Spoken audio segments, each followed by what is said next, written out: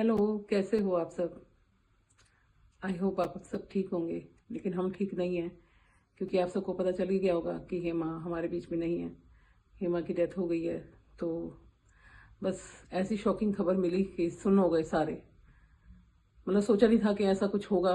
रात को फ़ोन आया हमारे मामा जी का। तो मतलब ऐसा सोचा नहीं था कि ऐसा कुछ हो जाएगा। उन्होंने जब हमें फ़ोन किया कि ऐसे ऐसे हेमा की डेथ हो गई है, रात को 3 बजे उन्होंने कॉल किया। हेमा की डेथ तो 12:30 बजे हो गई थी। लेकिन कहते हैं ना, संभलने का किसी को क्या वक्त मिलेगा। उस टाइम खबर ही ऐसी थी, सब बहुत दुखी थे। तो 3 बजे मामा जी का फ़ोन आया, तो 3 बजे हम सोए हुए थे। तो उन्होंने बताया कि ऐसे ऐसे हेमा की डेथ हो गई है। तो मोहनलाल जी तो बिल्कुल मतलब समझ ही नहीं पाए कि वो बोल क्या रहे हैं। तो मैंने कहा वो क्या क्या कर रहे थे। तो मैंने कहा क्या हुआ? कह रहे मामा जी का फ़ोन है, हेमा के बारे में कुछ बोल रहे हैं। मैंने कहा दिखाओ, मुझे दिखाओ फ़ोन। फिर मैंने फ़ोन लिया। मैंने कहा मामा जी कैसे हो, 3 बजे रात को कैसे फ़ोन किया? मैं कह रहे हेमा मतलब नहीं रही हमारे बीच में। मैंने कहा क्यों, क्या हुआ? कह रहे ऐसे ऐसे हेमा गुजर गई है। तो ज़्यादा उन्होंने बात नहीं की। सब मतलब पीछे से रोने की आवाज़ आ रही थी मुझे। लेकिन सुनते ही ना जैसे सुन हो गए सारे। मतलब मैं ऐसे सुन हो गई, मोहनलाल जी ऐसे सुन हो गए कि हुआ क्या। मतलब ऐसा कभी सोचा भी नहीं था कि हेमा को ऐसा कुछ होगा। तो बस पूरी रात नींद नहीं आई। सुबह फिर हम घर गए उनके सवेरे। तो मेरे को यहाँ से जाने में टाइम लग गया। हम सीधे शमशान घाट गए थे। वहाँ जाके जो नज़ारा देखा, कहते ना पत्थर भी रो पड़ता। पत्थर भी रोया होगा शायद, कि पूजा की हालत, मतलब पूजा इतना रो रही थी, बार बार अपनी मम्मी को बुला रही थी। मतलब देख के बहुत ज़्यादा दुख हुआ। इतना बड़ा शौक लगा है सबको। इतनी शॉकिंग खबर जो मिली, मतलब विश्वास करना मुश्किल है। मतलब 3 दिन हो गए, आज तीसरा दिन है। तो कल क्रिया है। तो मतलब समझ नहीं आ रहा कि बंदा क्या सोचे किसी के बारे में, कि ऐसा भी हो सकता है कि अच्छा भला इंसान बीमार थी वो पहले भी बीमार 2-3 बार हॉस्पिटल गई है, लेकिन वापस आ गई है हॉस्पिटल से। लेकिन इस बार ये नहीं सोचा था कि ऐसा होगा। कुछ भी नहीं था, मतलब हल्का सा सिर दर्द था, वो तो ब्लॉग में हमने देखा ही होगा। सिर में दर्द है तो वो दवाई भी ले आई थी, ठीक थी। पूजा भी आ गई थी। अगले दिन भी सारा दिन सही रहा। रात को बस 15 मिनट में सब कुछ खत्म हो गया। सबकी बड़ी बुरी हालत थी। मतलब वहाँ पे सब इतना रो रहे थे, मतलब विश्वास करना मुश्किल हो रहा था। सबसे ज़्यादा मतलब उनको धक्का लगा है पूजा को, काकू को और कमल जी को। कमल जी की भी हालत अच्छी नहीं थी। कमल जी भी इतने, मतलब जैसे टूट जाता है ना इंसान, मतलब वाइफ चली गई तो टूटना तो था। तो बच्चे भी बड़ा, पूजा बहुत रो रही थी और काकू भी बहुत रो रहा था, बहुत ज़्यादा। हम जब घर वापस आए ना, तो पूजा को होश में नहीं था। वो उसको बड़ी मुश्किल से सुलाया था, मन्नू से संभाल रहे थे। तो बस हम जब क्रिया हुई उसके बाद घर गए। जो प्रसाद था थोड़ा खाया, एक आध रोटी। तो उसके बाद हम घर वापस आ गए। तो आज भी मैंने फ़ोन किया था, तो दीदी मेरे बता रहे थे कि बच्चों की हालत ठीक नहीं है, बच्चे बहुत ज़्यादा रो रहे हैं। माँ चली गई है, माँ के जाने के बाद तो दुख तो होता ही है ना। संभलना बहुत मुश्किल है, टाइम लगता है, बहुत टाइम लगेगा संभलने में। संडे रात को गुजरी है, अच्छी भली कह रहे हैं। मैंने भी वहां जाके पूछा, जैसे ललिता से भी, सीमा से भी, कह रहे खाना वाना खा के अच्छी तरह से सोई है, ऐसा कुछ नहीं था। मतलब सोई है, दवाई वगैरह लेके सोई है। 12 बजे, 12 बजे के बाद उस मुझे 12:15 के करीब कहने लगे मेरे को थोड़ी सी, मेरी तबीयत ठीक नहीं लग रही। तो उनका हॉस्पिटल ले चलते हैं, तो हॉस्पिटल ले जाने लगे तो रास्ते में ही मतलब डेथ हो गई। कोई सोच सकता है कि 15 मिनट के अंदर बंदा चला गया?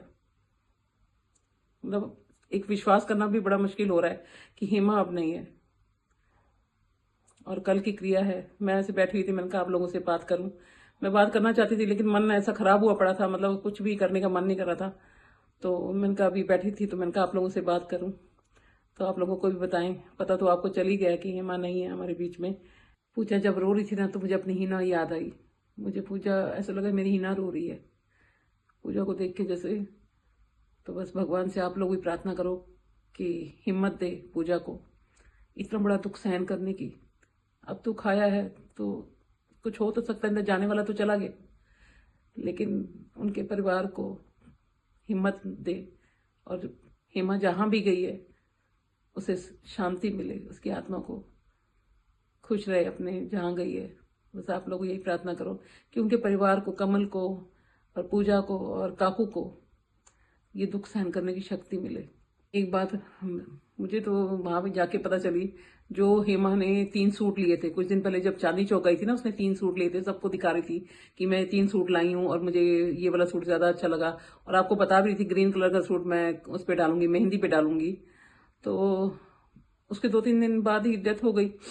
तो वो जो ग्रीन कलर का सूट था, वो सूट कमल जी ने काट के फटाफट सवेरे कच्ची ऐसी सिलाई लगा के उसको पहनाया कि उसकी आस का सूट है वो पहन के जाए। देखो इंसान सोचता क्या है, होता क्या है। क्या सोच रही थी कि चीना की शादी है, शादी की तैयारियां कर रही थी, इतनी खुश थी। आपको भी वीडियो देख के लगा नहीं, मतलब लग भी नहीं रहा कि वो इतना, मतलब ऐसा कुछ होगा कि चली जाएगी। ठीक है, बीमार हर कोई रहता है, दुख सुख सबके साथ चलते रहते हैं। मुझे भी कभी कुछ लगा रहता है, लेकिन ये थोड़ी कि इंसान ऐसे चला जाता है।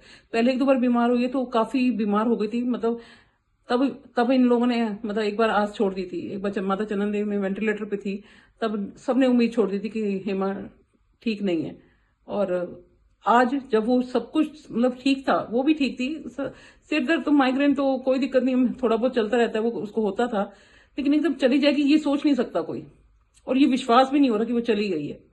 पूरे परिवार को ललता को, सीमा और कंचन, मम्मी, उनके भाई, सबको बस दुआ करो कि उनको ये दुख सहन करने की भगवान शक्ति दे और सब ठीक हो जाए। ठीक होने में टाइम तो लगेगा, वो तो आप लोग भी जानते हो, माँ गई है बच्चों की, तो टाइम तो लगेगा थोड़ा संभलने में, लेकिन बस दुआ करो उनके लिए, वो सब कुछ पहले जैसा ठीक हो जाए, वो अपने आप को संभालें। अब देखो हम वो तो वापस नहीं आ सकती, लेकिन बच्चे कम से कम संभल तो जाए ना। लेकिन अभी वो संभल नहीं पा रहे, अभी तो वो बेचारे विश्वास भी नहीं कर पा रहे कि उनकी माँ चली गई है। मैं जा रही हूँ और हेमा के घर पे, आज हेमा की क्रिया है, तो बस अभी हम निकलने लगे थे। मैंने कहा आप लोगों को बताऊं, टाइम हो गया है, 3 से 4 की क्रिया है, तो टाइम से पहुंचना भी ज़रूरी है। गाड़ी नहीं निकाली क्योंकि मोहनलाल जी कह रहे मेरी गाड़ी चलाने की हिम्मत नहीं है, तो हम कैब कर रहे हैं। तो वापसी में मेट्रो में आ जाएंगे, तो बस चलते हैं, टाइम ज़्यादा हो रहा है, क्योंकि जाके 1 आध घंटा बच्चों से भी मिलूंगी, तो बस निकलती हूँ मैं दिल्ली के लिए। मैं और मोहनलाल जी अभी निकले हैं। मैं और मोहनलाल जी जा रहे हैं वहाँ पे हेमा के घर क्रिया पे। हम पहले सीधे घर जाएंगे, बाद में जहाँ क्रिया हो रही है वहाँ जाएंगे, क्योंकि टाइम से निकल चुके हैं, टाइम से पहुँच भी जाएंगे, क्योंकि लेट पहुँचेंगे तो सीधा मंदिर में पहुँच के अगर थोड़ा टाइम से निकल गए तो घर जाके बच्चों से मिलूंगी और कंचन ललता सबसे मिलूंगी जाके। बस अभी हम निकले हैं। आप कुछ कहना चाहोगे? दुख हुआ बस बहुत कि हेमा की उम्र नहीं थी जो एकदम चली गई। उम्र कहाँ थी उसकी, इतने दुख तो सबको हो रहा है, उम्र कहाँ थी उसकी जाने की। क्या कर, भगवान के आगे किसी का जोर थोड़ी चलता है। बहाना बनना था, बीमार थी तब कुछ नहीं आया, हॉस्पिटल से आ गई थी। अब एकदम 15 मिनट में मुंह से झाग भी निकलने लग गई और एकदम दिमाग की नस भी फट गई, सब कुछ एक साथ ही हो गया। 15 मिनट में सब खेल खत्म हो गया, मतलब एकदम जिंदगी का जो है 15 मिनट लगे हैं बस। कुछ नहीं पता चलता आजकल इंसान का। इससे मृत्यु और काल को नहीं रोकते। घोड़े हैं, पूंछ काली है, पूंछ सफेद है, वह कद्रू कहने लगी नहीं काली है। बस अभी 10-15 मिनट पहले क्रिया खत्म हुई है, तो बस मैं वहाँ से निकल चुकी हूँ।